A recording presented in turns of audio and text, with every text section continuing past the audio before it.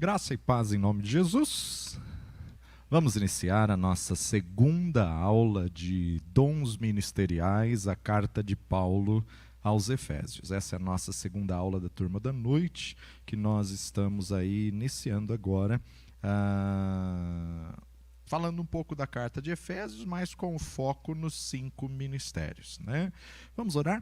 Pai de amor, nós te agradecemos por mais essa aula, te agradecemos por mais este dia.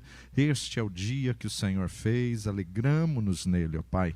Venha renovar as forças, venha abençoar, dá-nos, ó Pai, entendimento. Abre a porta da palavra, revela a tua vontade, que é boa, perfeita, agradável. Fala conosco, dá-nos olhos que veem, ouvidos que ouvem, uma mente que entende, um coração que recebe a verdade da tua palavra. Fala aos nossos corações e dá-nos, ó Pai, sabedoria, direção e estratégia no nome de Jesus. Amém. Nada na Bíblia está por acaso, nada na Bíblia está em vão. Tudo na Bíblia tem um propósito. Falamos aí na última aula que quando Paulo escreve a carta à igreja de Éfeso, Éfeso significa a desejada, um noivo que apresenta as expectativas que ele deseja para uma esposa.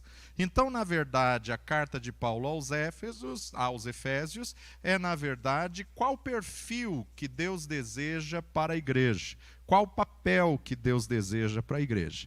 Também falamos na semana passada, na nossa última aula, que Cristo é o cabeça e o governo estará sobre os seus ombros. Ombro é horizontal. Não tem hierarquia nos 5 ministérios. Apóstolo, profeta, patente direita, pastor e mestre, patente esquerda, evangelista, embaixo da garganta. Apóstolo e profeta, ministra a Deus, recebe de Deus e é cobrado por Deus, patente direita. Evangelista, debaixo da garganta, a voz que fala ao mundo. Pastor e mestre, o lado esquerdo, onde a ovelha deita a cabeça, o lado do coração, aonde, na verdade, as pessoas são mais sentimentais, emocionais, que então vai cuidar do povo, do rebanho.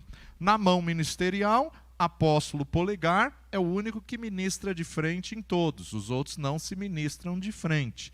Profeta indica a direção, evangelista vai na frente de todos, pegando pedras para a construção. Pastor é o dedo da aliança, que tem uma aliança com o rebanho, e mestre, o que entra nos mínimos detalhes. Então, essa é a mão ministerial. Mas cada ofício só ministra 20%. Se eu quiser o todo, eu tenho que ser ministrado por todos. Todos os 5 ministérios vão ter dentro da mesma igreja? Não. Por que não? Porque Deus não monopoliza tudo num lugar só. Deus não vai colocar algo autossuficiente dentro de uma igreja.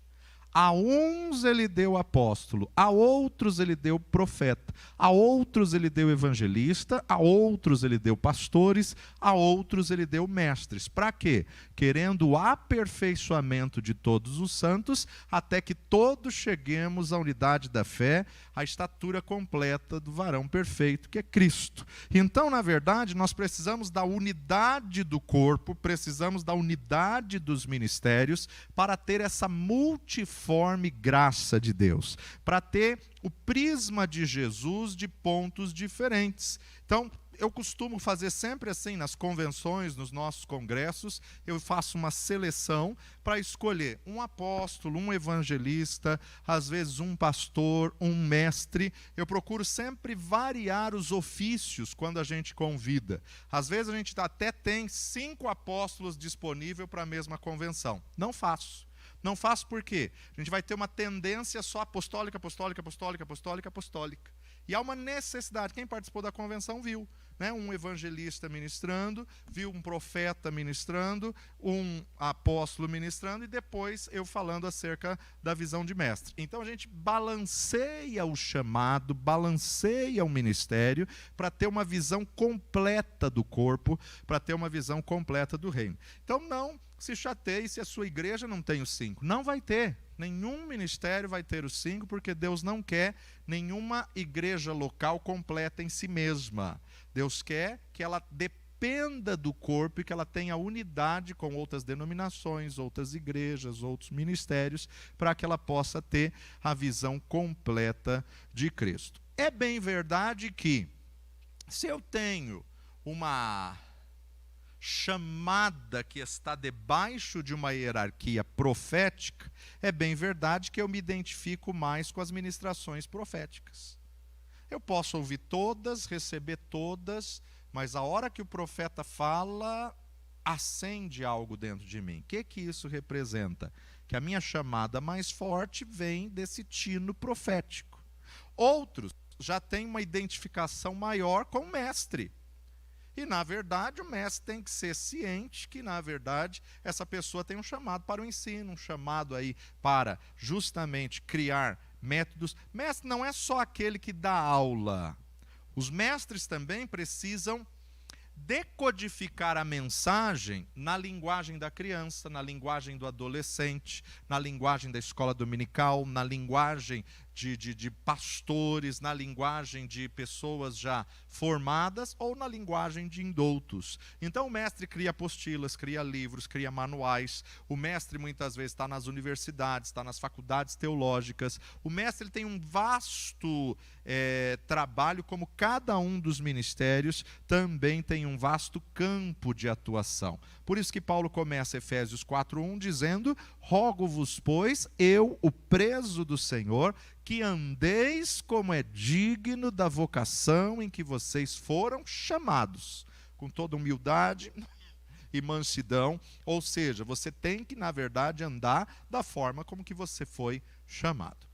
Como que começou a igreja de Éfeso? Nós falamos isso na última aula, vamos começar a partir daí.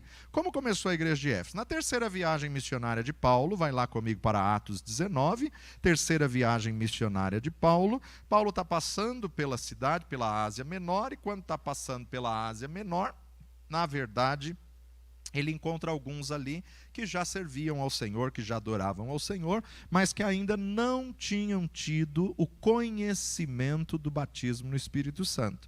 E ele pergunta a eles: em que vocês são batizados então?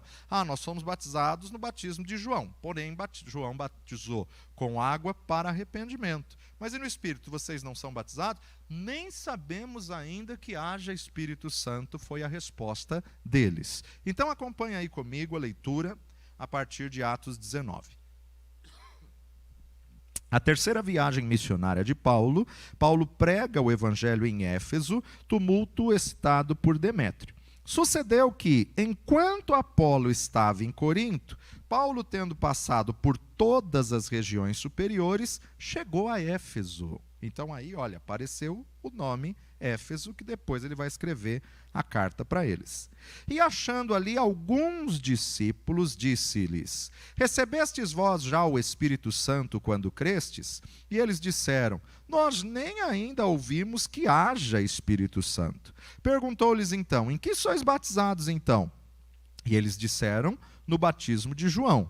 Mas Paulo disse: certamente João batizou com o batismo do arrependimento, dizendo ao povo que cresci no que após ele havia de vir, isto é, em Jesus Cristo. E os que ouviram foram batizados em nome do Senhor Jesus. E impondo-lhes Paulo as mãos, veio sobre eles o Espírito Santo, e falavam novas línguas e profetizavam. Estes eram, ao todo, uns 12 varões. Entrando na sinagoga, falou ousadamente. Sinagoga, sinagoga do judeu. Então ele entra na sinagoga do judeu, fala ousadamente pelo espaço de 3 meses. 3 meses são 12 semanas. Então 12 sábados ele ministra na sinagoga, fala ousadamente para os judeus, disputando e persuadindo-os acerca do reino de Deus. Mas como alguns deles se endurecessem e não obedecessem, falando mal do caminho. Caminho era o nome dos que seguiam a Jesus. Por quê? Jesus disse: eu sou o caminho, a verdade e a vida. Vocês são aqueles seguidores daquele homem que se diz que é o caminho? Isso, então vocês são o do caminho. Então sempre que você encontrar um termo na Bíblia, seguidores do caminho ou os do caminho, está falando dos cristãos. Porque até então eles não eram chamados de igreja, até então eles não eram chamados de cristão, nós vamos ver quando eles vão ser chamados de cristão pela primeira vez. Eles eram chamados os do caminho, porque eram os que seguiam a Jesus, que disse: eu sou o caminho, a verdade e a vida. Bom, impondo-lhes Paulo as mãos, falando mal do caminho, verso 9, perante a multidão, retirou-se deles e separou os discípulos, disputando todos os dias na escola de um certo tirano. Durou isso por espaço de 2 anos. Ele fica na cidade de Éfeso, quando ele chega na viagem missionária, por 2 anos. 3 meses ministrou na sinagoga, mais 2 anos ministrando aos que aceitaram o evangelho. De tal maneira que todos que habitavam na Ásia ouviram a palavra do Senhor, tanto judeus como gregos. Paulo consegue evangelizar toda a região em 2 anos. E Deus, pelas mãos de Paulo, fazia maravilhas extraordinárias. De sorte que até os lenços e os aventais levavam do seu corpo aos enfermos, e as enfermidades fugiam deles, e os espíritos malignos saíam. Alguns dos exorcistas judeus ambulantes tentavam invocar o nome do Senhor Jesus sobre os que tinham espíritos malignos, dizendo: esconjuro-vos por Jesus, a quem Paulo prega. Os que faziam isso eram 7 filhos de Seva, o principal dos sacerdotes, ou seja, da sinagoga.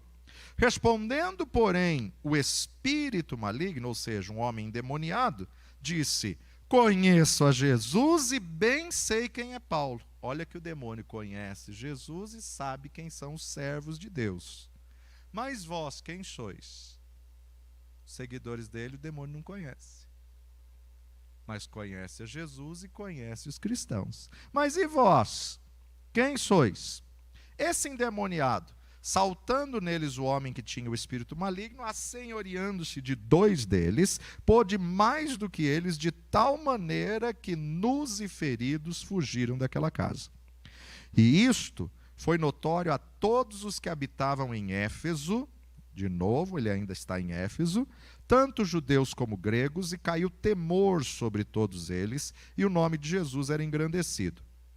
Muitos dos que tinham crido vinham confessando e publicando seus feitos. Também muitos dos que seguiam artes mágicas trouxeram seus livros de magia, de misticismo, e queimaram na presença de todos, ali na praça pública. Foram fazer a conta do preço dos livros, achavam que montava mais de 50.000 ciclos de prata. Uma fortuna, fizeram uma montanha de livros místicos e de magia e queimaram ali em praça pública. Assim, a palavra do Senhor crescia poderosamente e prevalecia. Cumpridas estas coisas, Paulo propôs em espírito ir a Jerusalém, passando pela Macedônia e pela Caia, dizendo: depois que houver estado ali, importa-me ver também Roma. E enviando à Macedônia 2 daqueles que o serviam, Timóteo e Erasto, ficou ali por algum tempo na Ásia. Naquele mesmo tempo, houve um não pequeno alvoroço acerca dos que seguiam a mensagem de Jesus, dos do caminho. Porque um certo ourives de prata, por nome Demétrio, que fazia de prata nichos de Diana, dava não pouco lucro aos artífices, aos quais, havendo-os ajuntado com os oficiais de obras semelhantes, disse: varões, bem sabeis que deste ofício temos a nossa prosperidade. Um fazedor de ídolos, um fazedor de imagens. Agora nós temos que lembrar uma coisa. Nesse período, mais ou menos, ano aí 52, 53, Éfeso era uma região próspera, uma região turística muito forte. Tinha o teatro romano ali na cidade de Éfeso, que cabia 25.000 pessoas sentadas a céu aberto, com uma acústica incrível, e tinha também o templo de Diana dos Efésios. E o templo de Diana dos Efésios tinha ganhado o título de uma das 7 maravilhas do mundo. Então, por ter o título de uma das 7 maravilhas do mundo, as pessoas saíam do mundo inteiro para visitar Éfeso, uma das 7 maravilhas. E todo lugar que se torna turístico se tem souvenirs para vender. E os souvenirs eram imagens de escultura de Diana dos Efésios. Então, na verdade, Paulo começa a pregar, o povo começa a se converter, começa a queimar os livros de magia, os livros de misticismo e a idolatria. Aí as pessoas se sentem ameaçadas. Espera aí, nosso ofício está ameaçado. Se todo mundo se converte, quem vai comprar imagem? Se todo mundo se converte, quem vai comprar lembrancinha de idolatria? Quem vai comprar esses souvenirs? Única, exclusivamente, interesse no seu ofício. Única, exclusivamente, interesse nas finanças. Então, a gente vê que, por detrás do espírito de idolatria, quem domina, quem governa é Mamon. Mamon está detendo, ou seja, os impostos eram altos, como toda região turística, os impostos de souvenir são altos. Aí vamos supor, 60% tinha que dar de impostos. Esses que ficam com 40%, que constrói, que faz, que trabalha, que pinta, que ornamenta, que vende, que negocia, fica só com pequena parte do lucro, e a maior parte do lucro fica com o Estado. E aí o que acontece? Foram as autoridades, foram aos maiorais da cidade e disseram: olha, esse Paulo aí está pregando que não pode mais idolatria, vai cair o preço da arrecadação, vai cair o preço dos impostos, assim como vai cair o nosso ganho. Eles que eram autoridades governamentais, vamos prendê-los, vamos tirá-los daqui. E aí começa um alvoroço na cidade de Éfeso. Só que a cidade de Éfeso também tinha um domínio de um principado maligno. Diana dos Efésios, ela é, na verdade, na mitologia grega, Ártemis. E Ártemis, na mitologia grega, era irmã gêmea de Apolo. Tá? Então, Ártemis, irmã gêmea de Apolo, é Diana dos Efésios. Mas Diana dos Efésios também era chamada de Rainha dos Céus. Rainha dos Céus. E outra coisa muito interessante é que a cidade de Éfeso, ela era uma cidade portuária. Ela tinha um grande porto onde deportavam muitos navios. E nesse porto onde deportava navios, tinham marinheiros, tinham turistas e tudo mais, que quando passava na cidade de Éfeso ou no porto de Éfeso, ia visitar o templo de Diana dos Efésios. Visitando o templo de Diana dos Efésios, eles se relacionavam sexualmente com as sacerdotisas cultuais.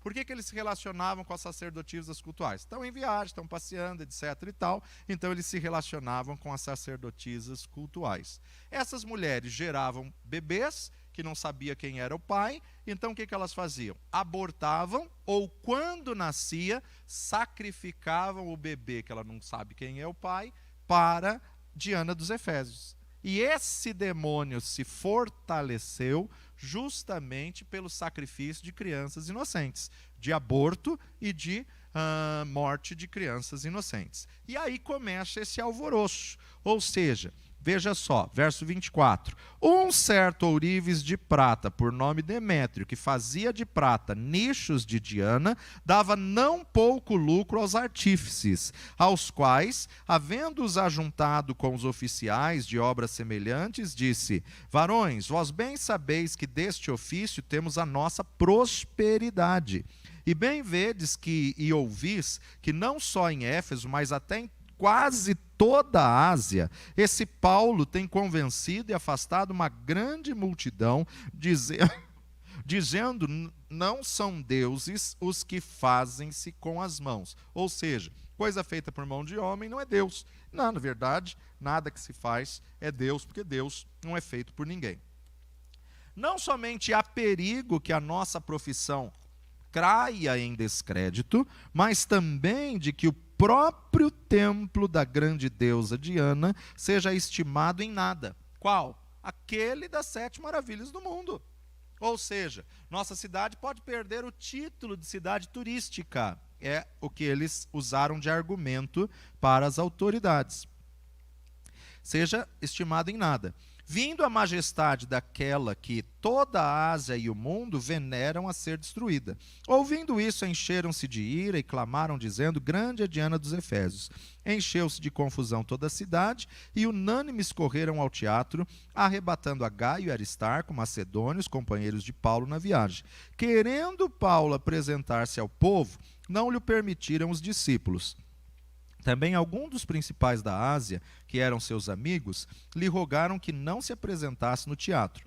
Uns, pois, clamavam de uma maneira, outros de outra, porque o ajuntamento era confuso, e os mais deles não sabiam por que causa lhe tinham ajuntado. Então tiraram Alexandre dentre a multidão, impelindo-o os judeus para diante, e Alexandre, acenando com a mão, queria dar razão disso ao povo.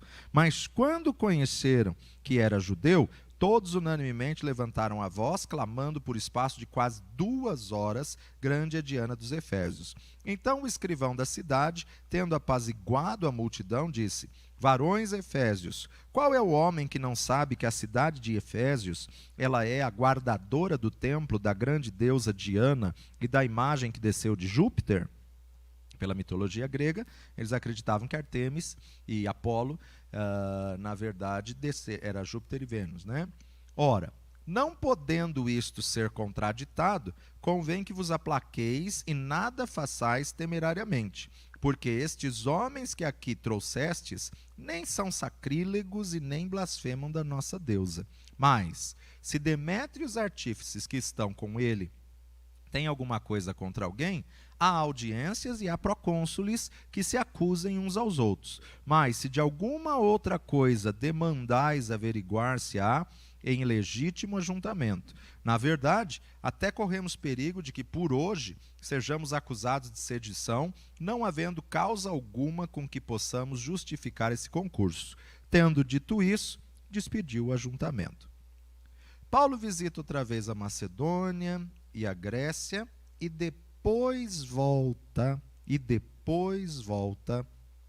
para a Ásia. Então vamos pular aí do versículo 1 ao 16, mas vamos no versículo 17. De Mileto mandou a Éfeso chamar os anciãos da igreja. Logo que chegaram junto dele, disse-lhes: vós bem sabeis desde o primeiro dia em que entrei na Ásia, como em todo esse tempo me portei no meio de vós, servindo ao Senhor com toda a humildade, com muitas lágrimas e tentações que pelas ciladas dos judeus. Por quê? Lembra que quando nós começamos a ler, ele ficou por um espaço de 3 meses pregando nas sinagogas? Montaram ciladas para ele, tentando pegar ele em alguma coisa. Ele chora muito com essas tentações e lutas e tudo mais, que pelas ciladas dos judeus me sobrevieram. Como nada que útil seja, deixei de vos anunciar e ensinar publicamente e também pelas casas, testificando tanto aos judeus como aos gregos a conversão a Deus e a fé em nosso Senhor Jesus Cristo. E agora eis que, ligado eu pelo Espírito, vou para Jerusalém, não sabendo que lá me há de acontecer, senão o que o Espírito Santo de cidade em cidade tem me revelado, dizendo que me esperam lá prisões e tribulações. Veja que o Espírito já tinha falado para ele que ele seria preso. Já está na dispensação da graça. O Espírito já foi derramado. Jesus já subiu, o Espírito Santo já foi derramado dos céus. E agora mudou a dispensação. Então agora o que acontece? Agora o Espírito Santo fala no interior da pessoa e o profeta confirma. Nós temos que entender que é uma grande diferença do profeta do Antigo Testamento para o profeta do Novo Testamento. No Antigo Testamento, o Espírito Santo era de visitação. No Antigo Testamento, não tinha o cânon da palavra de Deus fechada ainda. No Antigo Testamento, o Espírito Santo poderia dar direções. Então, quando você faz um estudo do Antigo Testamento, você vê que as revelações são para a direção. Deus dá direção, Deus dá estratégia, Deus dá o caminho, Deus fala com Davi, Deus fala com profetas, Deus fala com diversas pessoas no Antigo Testamento, dando uma direção. A partir do momento que o Espírito Santo foi derramado, depois que Jesus foi assunto aos céus, o Espírito Santo não dá mais direção. Agora o Espírito Santo vem para confirmar o que o Espírito já falou em você no teu espírito. Nenhuma revelação na dispensação da graça vai ser inédita. Se nós tivermos isso como fundamento, nós não seremos enganados. Ou seja, agora nós temos o Espírito Santo dentro de nós, porque ele habita em nós, e nós temos a palavra de Deus, que é a maior revelação. Toda revelação hoje tem que sair do grafo. Toda revelação hoje tem que estar de acordo com o grafo. E a revelação hoje, ela vem para edificar, consolar e exortar, confirmando o que Deus já falou com você. Então, por exemplo, você nunca pensou no Japão, nunca sentiu um chamado para o Japão, nunca estudou sobre o Japão, e você tem planos do seu ministério, do seu chamado, você tem planos com a sua família, com a sua igreja e tudo mais. De repente se levanta um profeta e fala: eis que diz o Senhor, vende tudo quanto tem, porque eu tenho uma obra para você no Japão. Ai meu Deus, o que eu vou fazer agora? Pegar essa profecia e jogar fora. Por quê? Deus falou com você sobre o Japão? Não. Deus trabalhou no seu coração sobre o Japão? Não. Você tem planejamento sobre o Japão? Não. Ai, mas foi o profeta falando de tal. Mas foi da carne, não foi de Deus. Porque a profecia que vem da parte de Deus, hoje, na dispensação da graça, é para confirmar. Então você teve uma paixão pelo Japão, você começou a estudar aquele povo, você se interessou pelas notícias daquele povo. Deus pode levantar um profeta para dizer: eis que tenho colocado um amor por uma terra distante no teu coração, e vais atravessar o oceano, porque eu tenho um chamado com você lá. Testifica e alinha com o que você já tem dentro. Então a profecia na dispensação da graça, ela é para confirmar. Paulo está dizendo: Deus tem me revelado em cada cidade que eu tenho passado, que quando eu for para Jerusalém eu vou ser preso. Capítulo seguinte, aparece o profeta Gaio, arranca o cinto de Paulo, se amarra com o cinto de Paulo e fala: o dono desse cinto vai ser preso. Paulo fala: eu sei, Deus já falou comigo. A igreja se levanta e fala: não, Paulo, Deus está te avisando para você não ir para lá, Deus está te avisando para te dar o livramento. Ele falou: não, eu estou tanto disposto a pregar como até ser preso pelo nome de Cristo. Não tem problema, até ser morto. Então, na verdade, a gente tem que entender as dispensações e entender os dons na dispensação. O dom da profecia no Antigo Testamento, ele vai dar direção. Se eu for fazer um estudo do profeta no Antigo Testamento, eu vou ver que ele sempre dá direção, direção, direção, direção. Por quê? Não tem o grafo e o Espírito Santo não está dentro da pessoa. O Espírito Santo pousava sobre um, realizava o feito, saía, pousava sobre outro, realizava o feito, saía, pousava sobre outro, realizava o feito. Por quê? Porque Jesus não tinha morrido, não tinha lavado o nosso interior de coração, o Espírito Santo não podia habitar.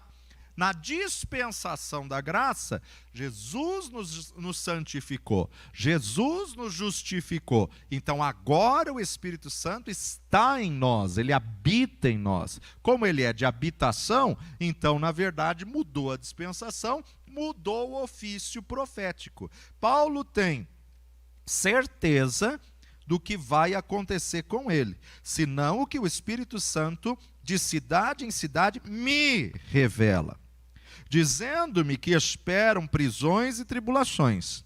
Verso 24 do Atos 20. Mas em nada tenho minha vida por preciosa, contanto que cumpra com alegria a minha carreira e o ministério que recebi do Senhor Jesus, para dar testemunho do evangelho da graça de Deus. E agora, na verdade, sei que todos vós, por quem passei pregando o reino de Deus, não vereis mais o meu rosto. Portanto, no dia de hoje, vos protesto que estou limpo do sangue de todos. Já preguei para todo mundo, não vou dar conta de nenhum de vocês, que a minha parte eu fiz, é o que Paulo está dizendo.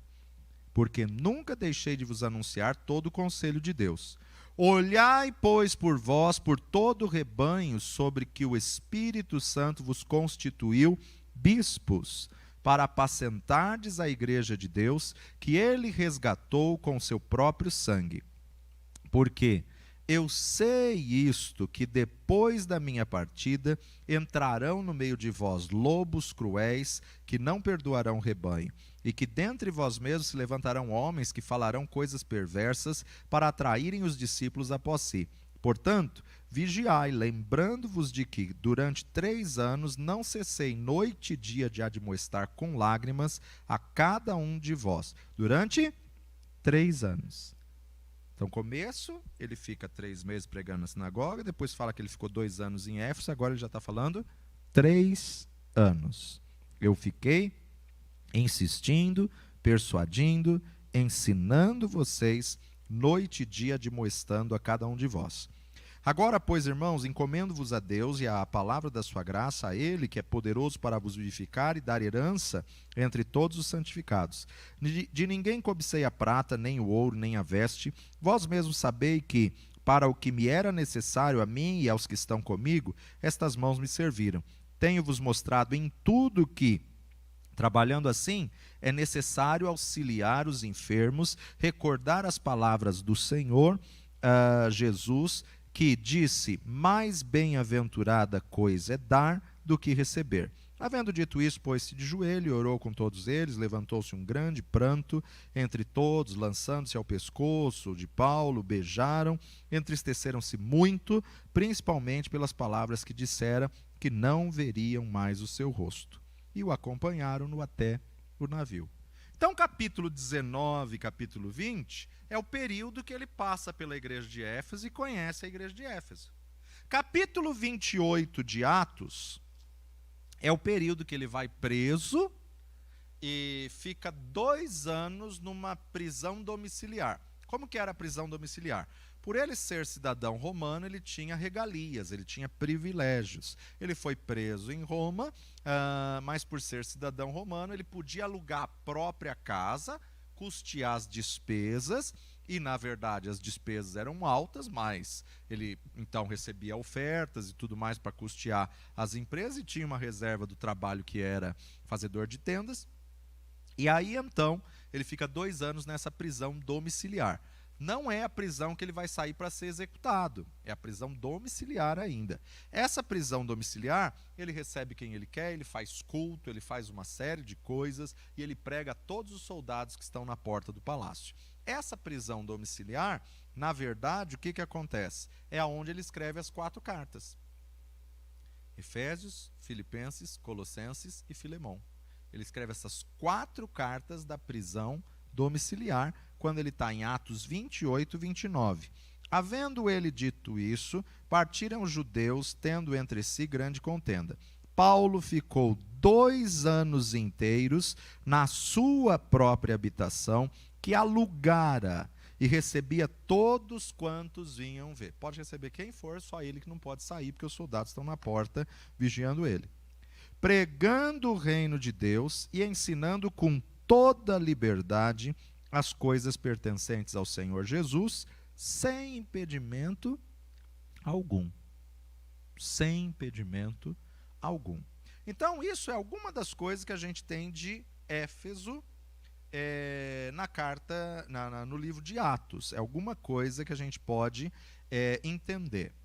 Éfeso se torna, na verdade, uma igreja especial. O nome Éfeso significa a desejada do noivo, então é como se representasse o que Deus espera, o que Deus tem de expectativa da igreja, da noiva, mas o tema da carta é andando com Cristo, andando com Cristo. Interessante que as palavras-chave da carta é lugares celestiais. Ele pega a igreja da terra, mostra o padrão que Jesus quer, mas fala dos lugares celestiais. Tanto é que o versículo-chave da carta de Paulo aos Efésios é capítulo 3, verso 10. Para que agora, pela igreja, a multiforme sabedoria de Deus seja conhecida de principados e potestades. Esse é o versículo-chave da carta de Paulo aos Éfesos. É o livro mais impessoal de Paulo. Você não vai ver Paulo tratando com ninguém com nome próprio pessoalmente. É um livro que Paulo mostra como deve ser o andar da vida cristã. Por isso que ele fala dos 5 ministérios, por isso que ele fala da armadura de Deus, por isso que ele fala do papel da mulher, o papel do homem. Do capítulo 1 ao 3, ele tem aspectos doutrinários, mostrando que Jesus está acima de todas as coisas. Por quê? Porque a cidade tem misticismo, a cidade tem idolatria, a cidade tem magia, a cidade tem muitos ilusionistas que iludem as pessoas com artes mágicas. Vocês estão buscando místico? Jesus é acima de todas as coisas e ele colocou todas as coisas debaixo de seus pés. E é isso que Paulo passa para a igreja aos Efésios. Dos capítulos 4 ao 6, coisas práticas da vida cristã. E o capítulo 5, 18 a 21, o segredo da vida cristã. Tem aí na apostila uma síntese de cada capítulo. Capítulo 1, já lemos aí na aula passada, ele começa com a saudação de abertura no versículo 1 e 2, dos versículos 3 a 14, o plano de Deus que desde a fundação do mundo, o capítulo 1, verso 15 a 23, a oração de Paulo aos santos da cidade de Éfeso. Capítulo 2, versículo 1 a 3, a condição do homem antes da salvação, a obra de Deus em nosso favor, 4 a 7, os versos 8 a 10, como recebemos a obra de Deus, e versos 11 a 22, a remoção da barreira entre Deus e o homem, e entre o homem e o homem, ou seja, o judeu e o gentil.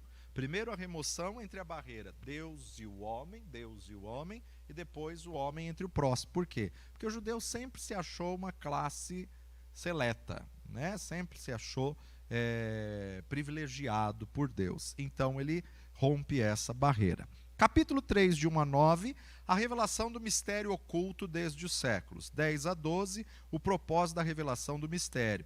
14 a 21, a segunda oração de Paulo aos santos de Éfeso. Capítulo 4, o andar cristão, do verso 1 a 3, do 4 ao 6, o que todo crente tem em comum, do 7 ao 11, o que todos os crentes têm como indivíduo, e aí ele começa os dons ministeriais, e do 12 a 16, para que e até quando servem os dons ministeriais. 17 a 32, ser um praticante, ou execução prática da palavra. Capítulo 5, ele começa mostrando que temos que ser imitadores de Deus, no verso 1 e 2. Capítulo 5, do 3 ao 13, não imitem os incrédulos. Do 14 ao 21, levantar-se dentre os mortos, a restauração da comunhão. E o 22 a 33, usar a palavra no lar. Qual o papel do marido, da mulher, do servo e do patrão. Capítulo 6, de 1 a 4, uso da palavra no lar, continuação, acerca de pais e filhos e pais. Do 5 ao 9, uso da palavra nos negócios, chefes e empregados. E do 10 ao 17, a batalha espiritual no mundo, as armas da nossa milícia. No demais, irmãos meus, fortalecei-vos no Senhor e na força do seu poder, revestindo de toda a armadura de Deus, para que possais estar firmes contra as astutas ciladas do diabo. E versos 18 a 20, a arma da oração, e 21 a 24, a conclusão e a bênção apostólica. Alguns fatores importantes a se destacar na cidade de Éfeso. Primeiro, era a casa de Áquila e Priscila. Áquila e Priscila, que foram grandes companheiros de Paulo, que estão lá em Atos 18. Segunda coisa, Timóteo foi ordenado como primeiro bispo da igreja de Éfeso, para pôr em ordem as igrejas da cidade de Éfeso. Éfeso foi a capital da província romana da Ásia, e essa foi uma igreja cheia do Espírito Santo, conforme a gente leu já no capítulo 19, de 1 a 6. Paulo permaneceu em Éfeso 3 anos, mediante Atos 20, verso 31, que a gente já leu. Fazendo um paralelo entre a carta de Paulo a Colosso e a carta de Paulo a Éfeso, Colossenses e Efésios, as duas trazem em seu conteúdo grande parte das mesmas revelações. 78 versículos ou passagens contêm as mesmas verdades. Isso é algo interessante a gente estudar. Por quê? As cartas de Paulo, praticamente, ela tem uma estrutura. Corinto. O que a gente pode identificar com a carta a Corinto? Paulo fala sobre dons do Espírito, os dons espirituais. Paulo fala sobre os 9 dons do Espírito: palavra de conhecimento, palavra de sabedoria, profecia, dom de discernir espíritos, dom de línguas, interpretação de línguas. Paulo vai falar dos 9 dons do Espírito a Corinto. Corinto também vai ter um capítulo inteiro sobre ressurreição. Isso é o foco da carta a Corinto. Efésios. Efésios, Paulo vai falar aí claramente sobre ministérios e armadura de Deus.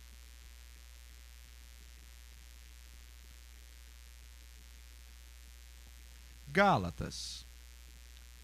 A gente pode destacar em Gálatas fruto do Espírito. Mas o fruto do Espírito é amor, alegria, paz, longanimidade, benignidade, bondade, fé, mansidão e domínio próprio. Contra estas coisas não há lei. Só que ele vai citar dons do Espírito em todas as outras cartas.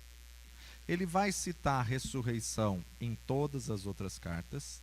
Mas se você quer ver a doutrina dos dons do Espírito, procura Corinto. Se você quer ver a doutrina da ressurreição, leia Coríntios. Se você quer saber sobre os ministérios, dons ministeriais, leia Efésios.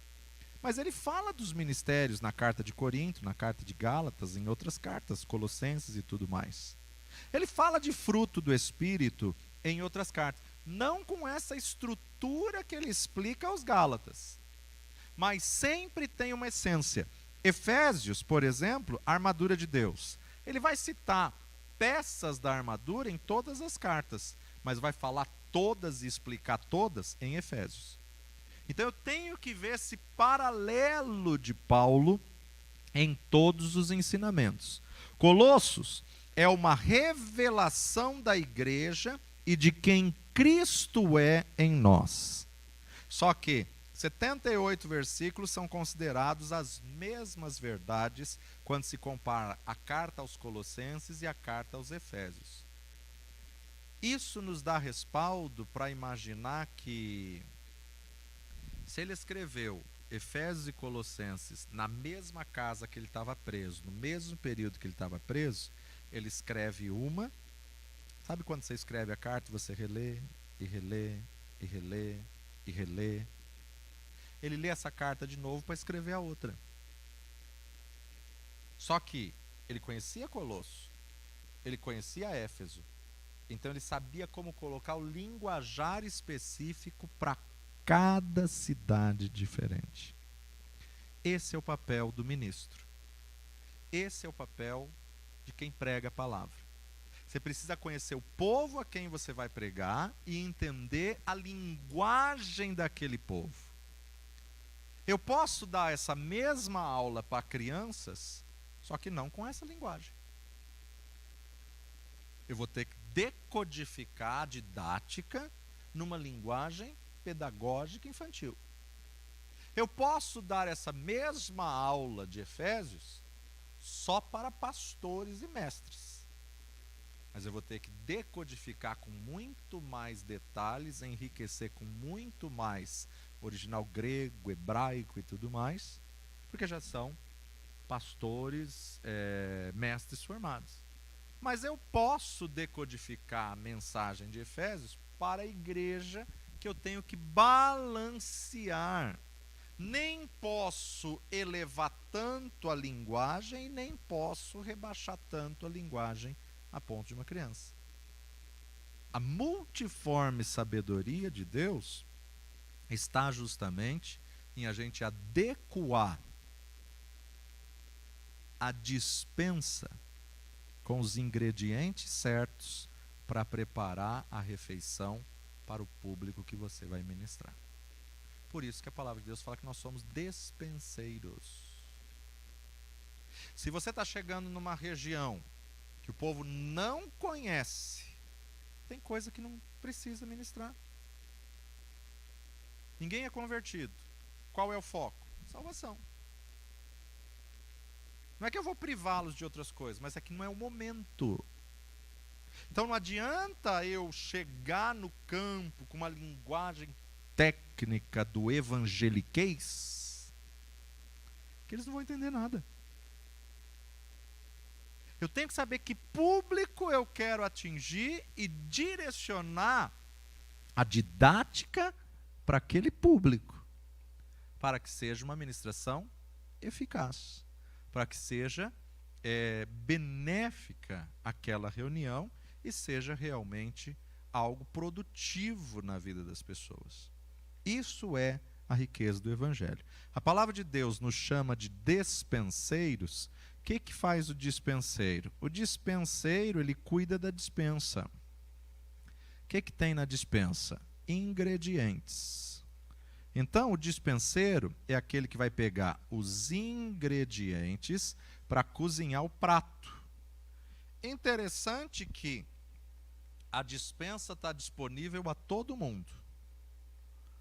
Só que tem uns que preparam um prato tão saboroso, que você fala, gostei dessa comida, preciso comê-la de novo. Agora, põe os mesmos ingredientes na mão de quem não sabe cozinhar. E põe sal demais, e deixa o macarrão muito mole, e mistura tudo, e você fala, olha, alimentou, mas não volto mais para comer. Como ministros do Evangelho, somos despenseiros. E cabe a nós escolher o ingrediente certo para o público que vamos servir. Essa é a nossa responsabilidade. Vamos lá. Efésios capítulo 1. Logo no versículo 1. Paulo, apóstolo de Jesus Cristo, pela vontade de Deus, claro, porque os apóstolos do Cordeiro não queriam que ele fosse apóstolo, pela vontade de Deus, aos santos que estão em Éfeso e fiéis em Cristo Jesus. Paulo, um apóstolo, que recebeu o chamado direto de Jesus no caminho de Damasco, quando ele estava saindo para pregar carta para matar cristão. Ele estabelece o seu direito de falar à igreja aos santos, separados, santificados, pureza de Deus, abstendo-se da corrupção da terra. Versículo 2. A vós, graça e paz da parte de Deus, nosso Pai, e da do Senhor Jesus Cristo. A graça sempre precede a paz, porque só temos paz com Deus por causa da graça. Só temos paz com Deus porque a graça nos alcançou. Então, pela graça sois salvos, isso não vem de vós, é dom de Deus. Então, a graça sempre precede a paz.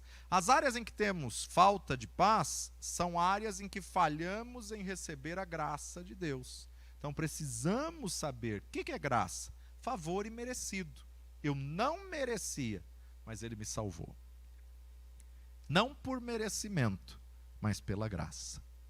Eu não merecia, mas Ele me escolheu.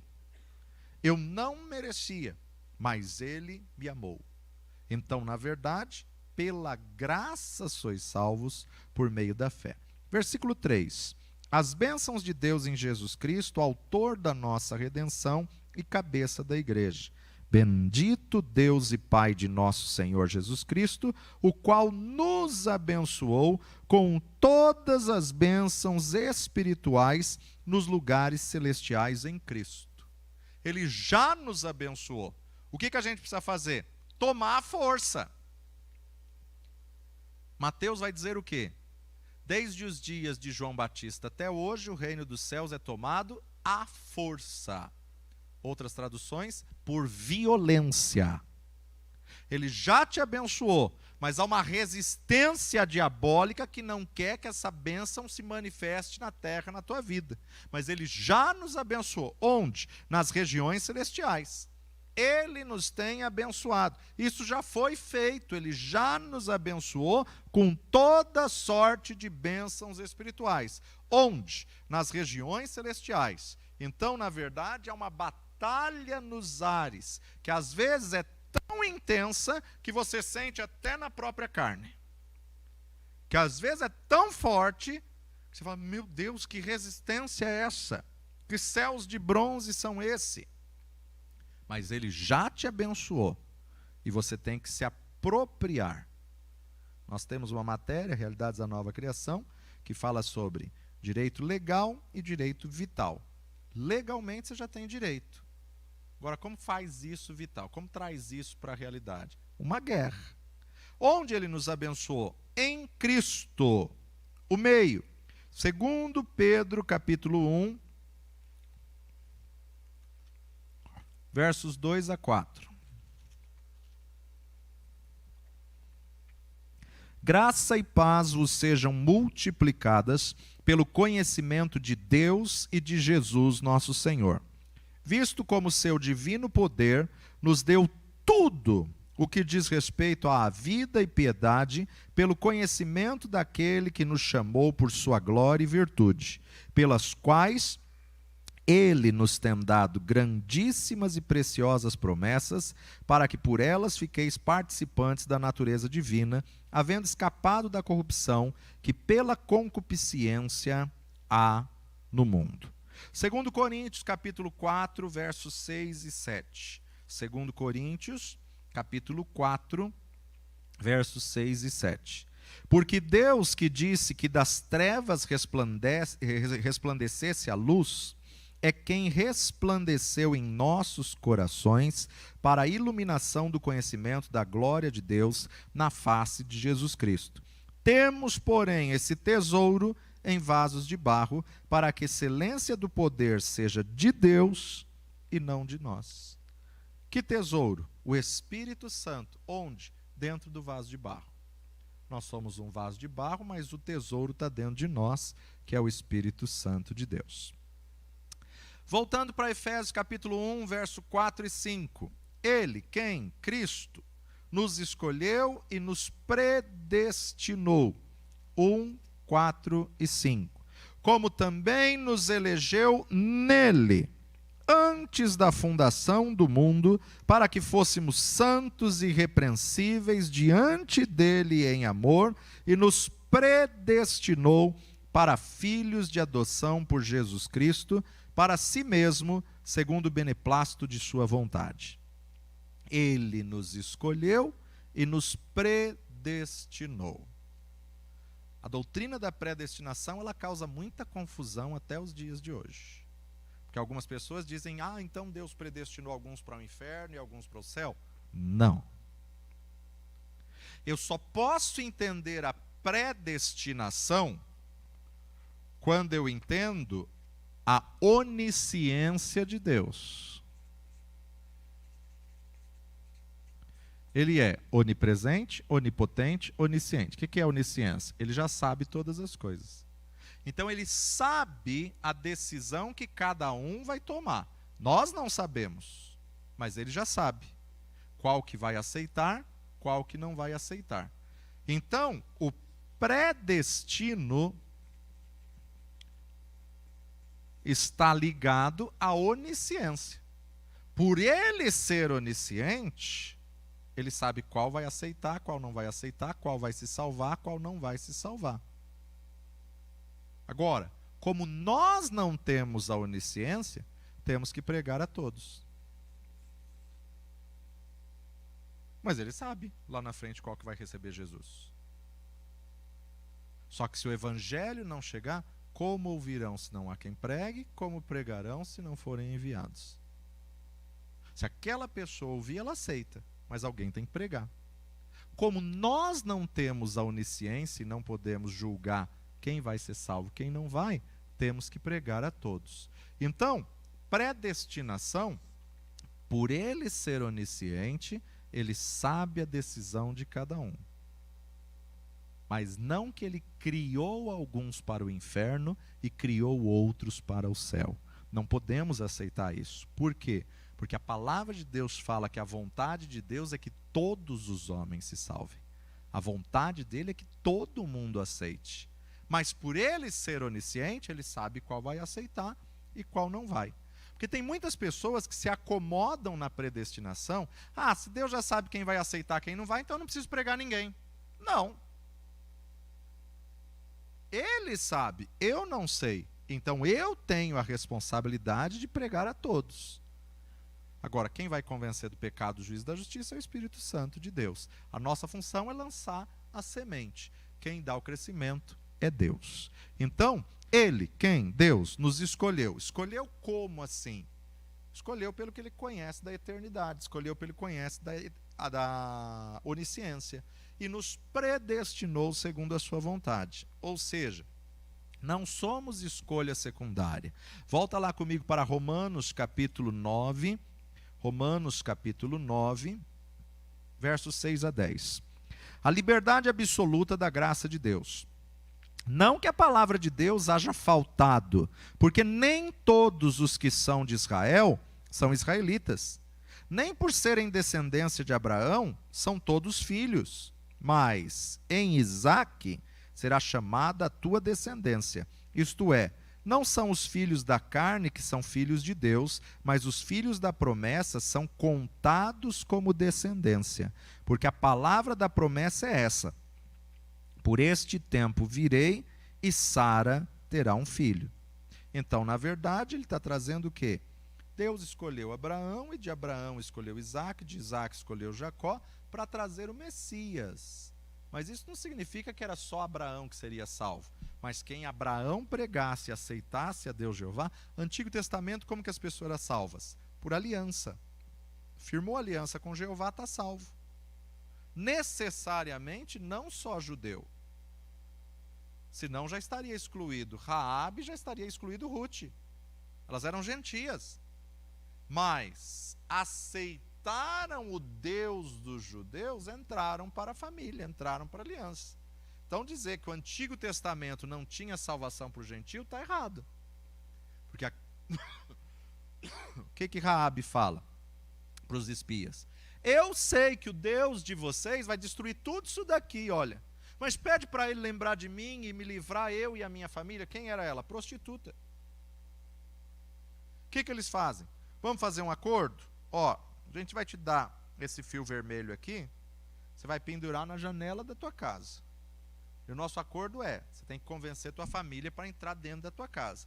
Todos que estiverem atrás da porta na tua casa, em cima do muro de Jericó, vão ser salvos.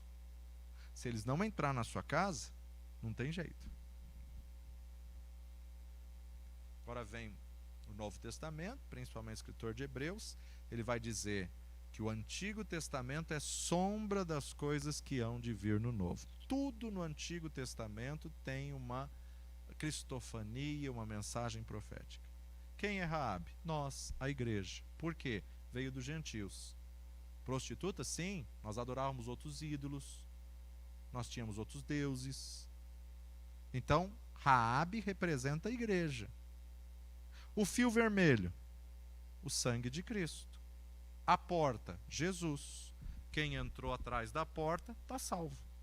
Vai destruir tudo, mas a casa em cima do muro onde Raabe estava, está todo mundo salvo. Por causa da porta, que é Jesus, por causa do fio vermelho na janela, que é o sangue de Cristo. Agora tem um detalhe. Essa prostituta tem que convencer a família de entrar na casa dela em cima do muro. Não era um bom local para se colocar uma casa de prostituição. Cidade inteira vê quem está entrando.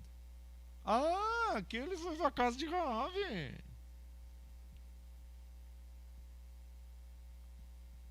Agora imagina ela chegando para o pai. Gente, o Deus dos Hebreus vai destruir tudo isso daqui. E tem que entrar lá na minha casa. Você está louca que eu vou lá naquela casa? Olha, se vocês não forem, vocês vão morrer. De jeito nenhum eu entro na tua casa. Vocês que sabem. Ah, que diferença tem? O Deus ama só você? Só você é filha de Deus? Os argumentos que Raabe usou, a Bíblia não apresenta. Mas é justamente o que a igreja tem de papel no mundo. Você começa a evangelizar, o que as pessoas te atacam? Só você é filho de Deus? Só você se acha santo? Só você está certo? Só você que vai ser salvo? Eu também sou filho de Deus. Estamos avisando exatamente o que Raabe avisou. O Deus dos Hebreus vai destruir tudo isso daqui. Quem aceitar o sacrifício de sangue e passar pela porta que é Cristo, está livre. Quem não aceitar, vai para o inferno. Quem é você para me julgar que eu vou para o inferno? Antigo Testamento é sombra. E nós vivemos a realidade. Interessante que essa história de Raabe é contada em paralelo, juntamente com a história de um judeu que veio da linhagem das 12 tribos, que pega uma bela capa babilônica, uns ciclos de prata e uns ciclos de ouro. Quem? Acã. Da linhagem, de dentro, já está salvo, mas matou a família inteira, porque desobedeceu. Olha o paralelo. A Bíblia sempre vai trazer contrapontos, sempre, para que nós possamos analisar. Quem somos nós? Caim ou Abel? Dentro de nós sempre tem um Caim e tem um Abel. Qual que você está sacrificando? Outro contraponto. Saul ou Davi? Outro contraponto. Raabe ou Acã? Então a Bíblia ela é cheia de contrapontos para nos levar a ver a batalha da dualidade, do bem contra o mal, do mal contra o bem. A predestinação não significa que Deus escolheu alguns para ir para o inferno e criou alguns para ir para o inferno. Mas pela onisciência de Deus, Ele sabe o que cada um vai tomar de decisão para o destino eterno. Como nós humanos não temos dessa onisciência, temos que pregar a todos. Como ouvirão se não há quem pregue? Como pregarão se não forem enviados? Como está escrito. Romanos capítulo 2, verso 28 e 29.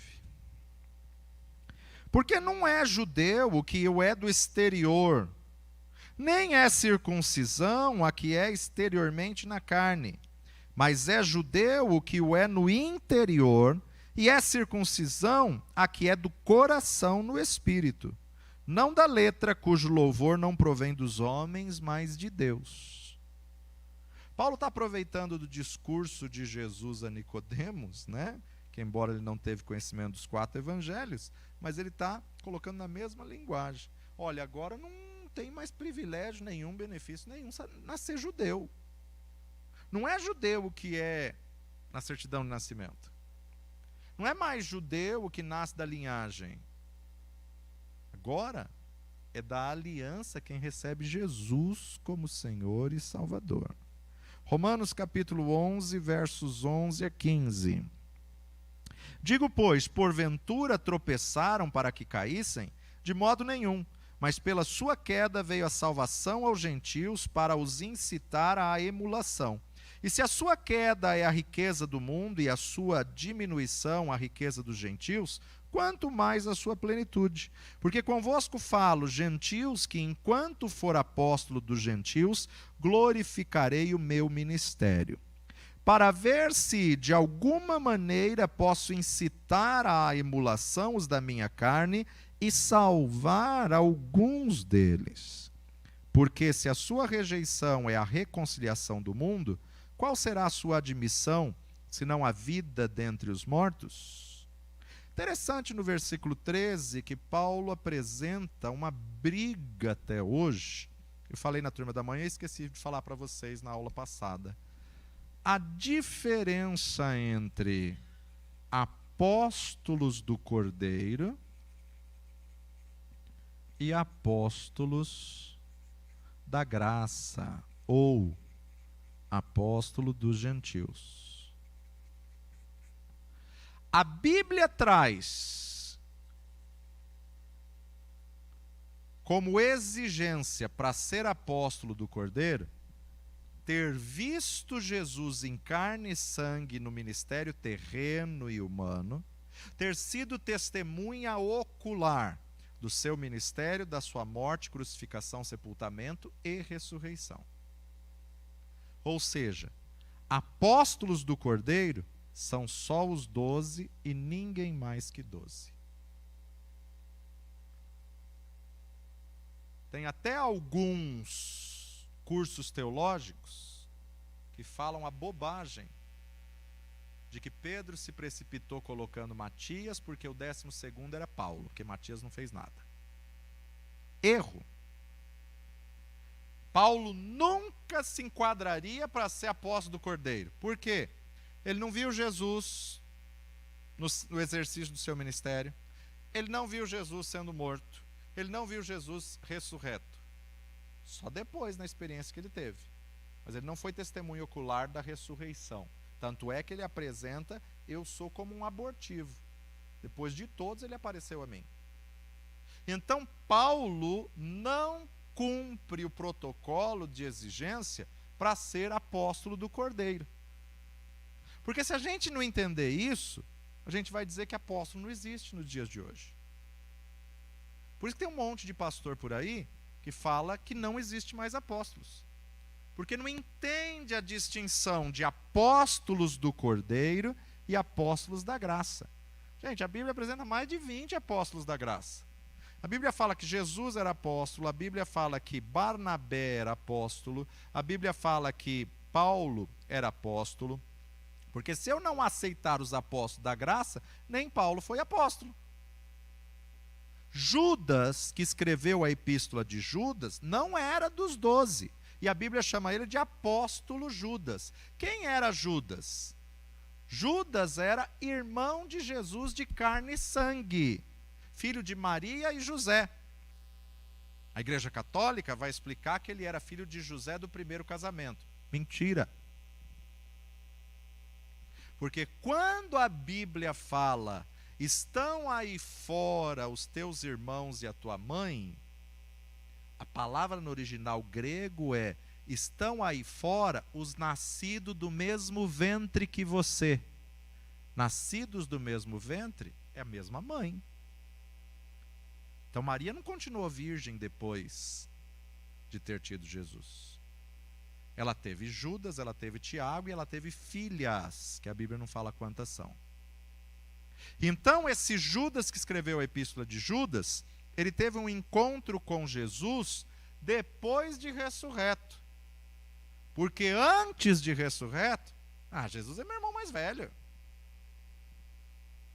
Ele é Deus? Não, é o carpinteiro lá de casa, ele que sustenta tudo. Papai morreu quando ele era jovem, ele assumiu a marcenaria, é o nosso irmão mais velho. Tiago, que escreveu a epístola de Tiago, é irmão de Jesus e irmão de Judas. Não é dos 12. E a Bíblia traz como apóstolo.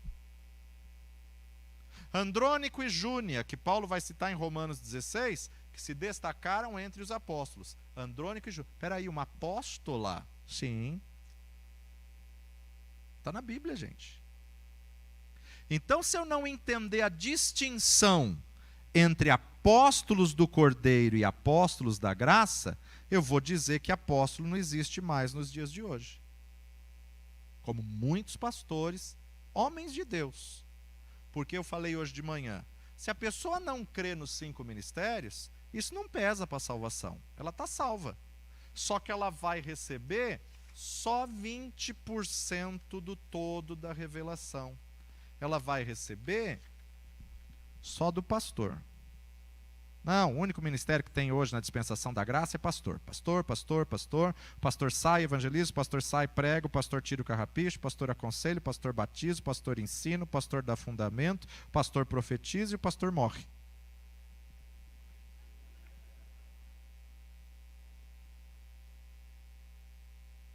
Se eu tenho só um foco, eu só tenho 20% do todo. Cada um tem uma revelação de um prisma. Ninguém vai ter a revelação completa do todo.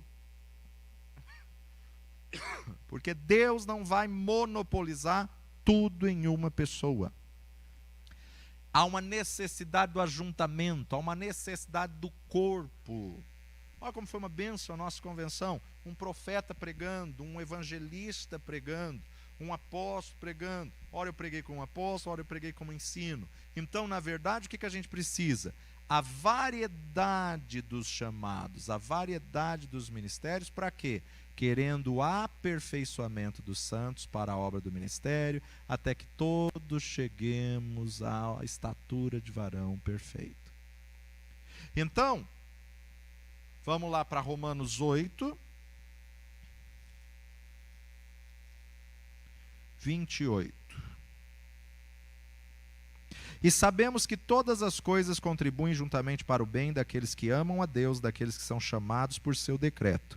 Porque os que dantes conheceu, também os predestinou para serem conforme a imagem de seu Filho, a fim de que ele seja o primogênito entre muitos irmãos. Então ele é sim o nosso irmão mais velho. E os predestinou, e aos que predestinou, a esses também chamou. E aos que chamou, a esses também justificou. E aos que justificou, a esses também glorificou. Ai, a lista, né? Gente, eu não consegui passar o nome de vocês ainda, então os alunos novos precisam escrever só o nome, tá? Você já pôs telefone e e-mail, amanhã vai estar tudo na lista. Então, só coloquem o nome no final. Então, ele nos predestinou. Fomos escolhidos para quê? Para sermos santos e irrepreensíveis. Fomos predestinados. Temos a responsabilidade de cumprir com esse destino. Fomos predestinados para sermos filhos de Deus. Efésios 1:6. Para louvor da sua glória, para louvor e glória da sua graça, pela qual nos fez agradáveis a si mesmo no amado. Quando eu entendo que eu fui predestinado, quando eu entendo que Deus me escolheu para louvor da sua glória, pesa sobre mim a responsabilidade de viver de acordo com a palavra de Deus. Paulo está explicando sobre a graça. Paulo fala, vou viver no pecado para que a graça abunde? De maneira nenhuma. A graça me constrange agora a viver mais em santidade para fazer jus à graça que me alcançou. A predestinação me constrange a viver mais como filho de Deus, porque o referencial é Jesus, e eu vou ser cobrado agora como filho. A Bíblia Amplificada, nesse versículo 6, ela diz, para que pudéssemos ser para louvor e recomendação de sua graça gloriosa. Quando se fala de glória, se fala de doxa. Doxa é a palavra glória em grego. Quando se fala de glória, se fala de doxa. E doxa denota o aparecimento de uma pessoa ou uma coisa que não escapa aos olhos e chama atenção, inspirando reconhecimento, assemelhando-se a alguma coisa. Doxa abrange tudo que é eminente à natureza de Deus, ou seja, glória é a junção dos atributos de Deus. A glória de Deus se manifestou. Seu amor, sua misericórdia, a sua graça, o seu poder, a sua excelência, a sua majestade, a sua santidade. A glória de Deus é a somatização dos seus atributos. Doxa abrange tudo que é eminente a natureza divina. Ela é composta de tudo que Deus se mostra na sua revelação final a nós. Por isso que quando a glória se manifesta, o paralítico levanta. Quando a glória se manifesta, o cego enxerga. Quando a glória se manifesta, o morto ressuscita. Mais especificamente, não significa a aparência gloriosa externa, chamando atenção à pessoa, mas sim aquela glória interior, refletindo a aparência que chama atenção. E graça? Graça é caris. Caris, tanto faz com CH, charis, ou com K, caris. Porque todo grego é transliterado. Então você pode pôr com CH ou pode pôr com K. Caris denota gozo, favor, aceitação, uma gentileza concedida. Nós somos aceitos e amados, que é Cristo. Versos 7 a 9 do capítulo 1. Em quem, em Cristo Jesus, temos a redenção. Redenção no original é apieme. Apieme. Grego. Tudo que é Novo Testamento é grego. Apieme. O que significa apieme? Perdão total. O que é redenção? Em quem, em Cristo Jesus, temos perdão total. O que é redenção? É a capacidade de você se apresentar diante do trono sem condenação, como se nunca tivesse cometido pecado. Isso é redenção. Ele decidiu lançar os nossos pecados no lago do esquecimento. Ele decidiu não se lembrar do que a gente confessou. Não que ele tenha amnésia, mas ele decidiu não lembrar. Deus é muito bem resolvido. Então, ele não tem problema de autoaceitação, de rejeição, de problemas psicossomáticos. Ele não tem. O homem tem. Perdoa, fica lembrando. Deus não. Se ele perdoou, ele decidiu esquecer. Ele decidiu jogar no lago do esquecimento. Ele decidiu não lançar mais em rosto. Então o que é a redenção? Apresentar-se diante dele com ousadia, como se nunca tivesse pecado aquilo que você já confessou. Apieme. Redenção. Então vamos lá, verso 7. Em quem temos a redenção, única e exclusivamente pelo sangue de Cristo Jesus, pelo seu sangue. Em quem nós temos a remissão das ofensas, segundo as riquezas da sua graça, que ele tornou abundante para conosco em toda sabedoria e prudência, descobrindo-nos o mistério de sua vontade, segundo o seu beneplácito que propusera em si mesmo. Ele nos redimiu e nos perdoou através do sacrifício do seu Filho Jesus, que verteu o seu sangue na cruz do Calvário. Ele teve que remover. Por quê? Nada que o humano fizesse na terra agradava a Deus. Uma vez que Adão pecou, todos pecaram, destituídos. Fora estão da glória de Deus. O humano não tinha mais chance. Isso que nós precisamos entender. Está aqui, paraíso. Deus criou o homem como coroa da criação. O homem pecou. A partir do momento que a raça humana, a espécie humana, o homem Adão pecou, todos já estão destinados ao inferno. Eu fiz um folheto uma vez para a gente sair para evangelismo, e o folheto era: o que tenho que fazer para ir para o inferno? Aí a hora que você abriu o folheto estava escrito: nada.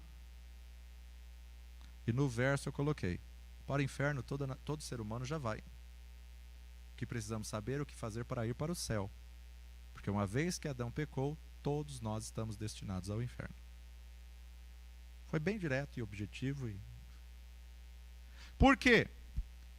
Uma vez que Adão pecou, toda a descendência de Adão já está destinada ao inferno. Toda.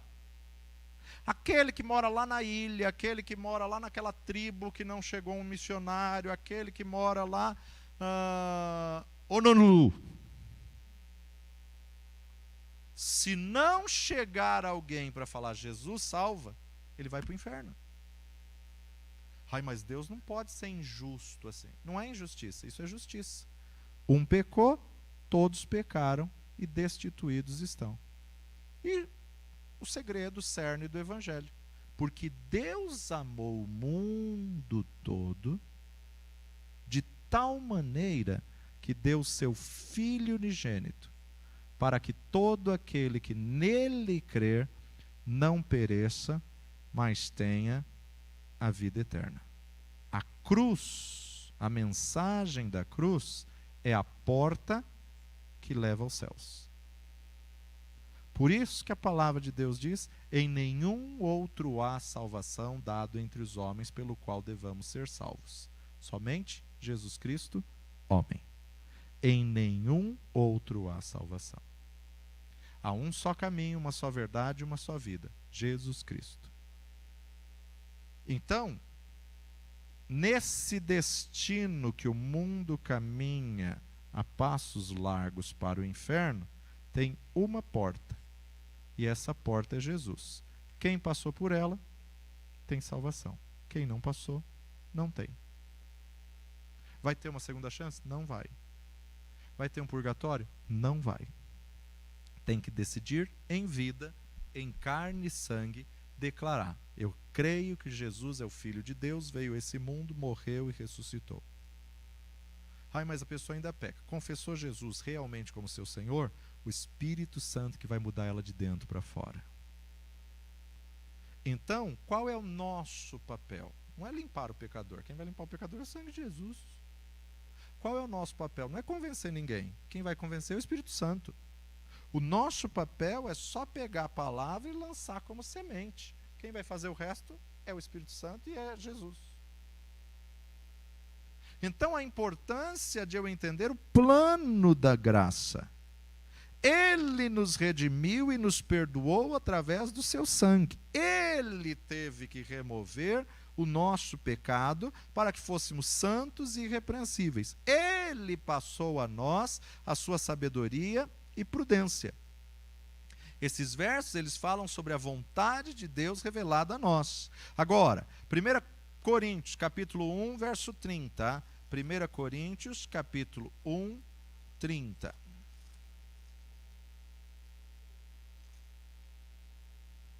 Mas vós sois dele em Jesus Cristo, o qual para nós foi feito por Deus sabedoria e justiça e santificação e redenção. Hebreus capítulo 1, de 1 a 3. Havendo Deus antigamente falado, muitas vezes e de muitas maneiras aos pais, pelos profetas, a nós falou-nos nesses últimos dias pelo Filho. Deus fala pelos astros, fala pela criação, fala pelas estrelas. Deus fala por tudo. Havendo Deus falado aos nossos pais, muitas vezes, de muitas maneiras, aos pais falou pelo profeta, mas a nós, nesses últimos dias, falou pelo próprio Filho, a quem Deus constituiu herdeiro de tudo, por quem fez também o mundo, o qual, sendo o resplendor da sua glória, a expressa imagem da sua pessoa, e sustentando todas as coisas pela palavra do seu poder, havendo feito por si mesmo a purificação dos nossos pecados, assentou-se à destra da majestade nas alturas. A importância de nós entendermos a essência, o cerne do Evangelho.